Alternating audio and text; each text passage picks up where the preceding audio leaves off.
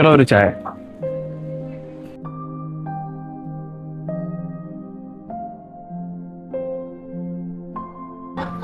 എടാ വണ്ടിയുടെ ബിസിനസ് ഒക്കെ പോക്കടാ, ഒരു രക്ഷയില്ല.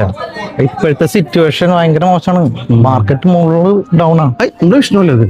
ഇവനെ ഞാനേ കുറെ ദിവസമായി വിളിക്കാൻ തുടങ്ങിയിട്ട് ഇതുവരെയായിട്ടും ഫോൺ എടുത്തിട്ടില്ല. എടാ വിഷ്ണു, എടാ നിന്നെ എത്ര ദിവസമായിട്ട് വിളിക്കുന്നത്? നിനക്കൊന്ന് ഫോൺ എടുത്താലും കുഴപ്പം? ഫോൺ കംപ്ലൈന്റ് ആണ്, അതാണ്. അത് പോട്ടെ, നീ ഞാൻ കൂടി ചായ പറയും.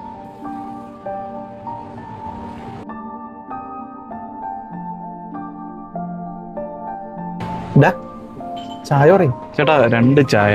എന്താ 2 ചായ? ഒന്ന് 3 തരില്ല? ഇല്ല, ഞാൻ കുടിച്ചതാണ്, ഞാൻ കുടിച്ചിട്ടാണ് വന്നത്. നീ നിങ്ങൾ കുടിക്കും.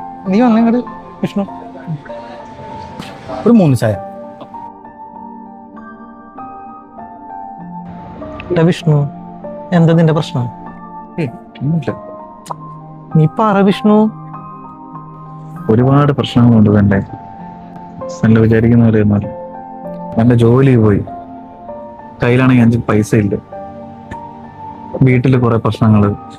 എടാ ഇത്തരം പ്രശ്നങ്ങൾ ഉണ്ടായിട്ടാണ് നീ ഞങ്ങളൊന്ന് വിളിച്ച് പറയാഞ്ഞേ? ഓൾറെഡി ഞാൻ പൈസ തരാനില്ലേ. എടാ അതുകൊണ്ടാടാ ഞങ്ങൾ വിളിച്ചോ ഫോൺ എടുക്കാഞ്ഞ നീ? അല്ല, പിന്നെ അത് നമ്മളൊരു ഫ്രണ്ട്ഷിപ്പില് അത് ബാധിക്കില്ല. എടാ ഫ്രണ്ട്ഷിപ്പ് എന്തിനാ? ഒരാൾക്ക് ഒരു കഷ്ടകാലം വരുമ്പോ അവരുടെ കൂടെ നിൽക്കാനാ ഫ്രണ്ട്ഷിപ്പ്, അല്ലാണ്ട് ഈ കുടിച്ചു കൂത്താടി നടക്കാൻ മാത്രമല്ല ഫ്രണ്ട്ഷിപ്പ്. എല്ലാം ശരിയാണ്, പക്ഷെ സാഹചര്യം അങ്ങനെ സാഹചര്യമായിപ്പോയി. അവൻ വരട്ടെ, ബാക്കി അവൻ പറഞ്ഞുതരും നിനക്ക്. സംഭവം പറഞ്ഞാ എന്താണ്? ചെക്കൻ്റെ ജോലിയെല്ലാം പോയിരിക്കാം. ജോലി പോയാ? എന്താ നമ്മുടെ അടുത്ത് പറയണ്ടേ? നമ്മളൊക്കെ എന്താ ജീവിച്ചിരിക്കണപ്പേ?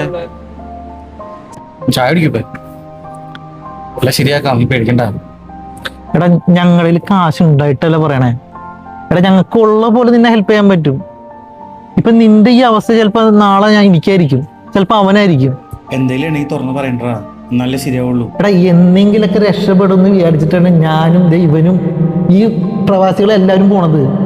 കഷ്ടകാലം കാര്യങ്ങളൊക്കെ ഉണ്ട്, എന്തെങ്കിലും രക്ഷപ്പെടും എന്നൊരു വിശ്വാസം ഉണ്ടായാൽ മതി.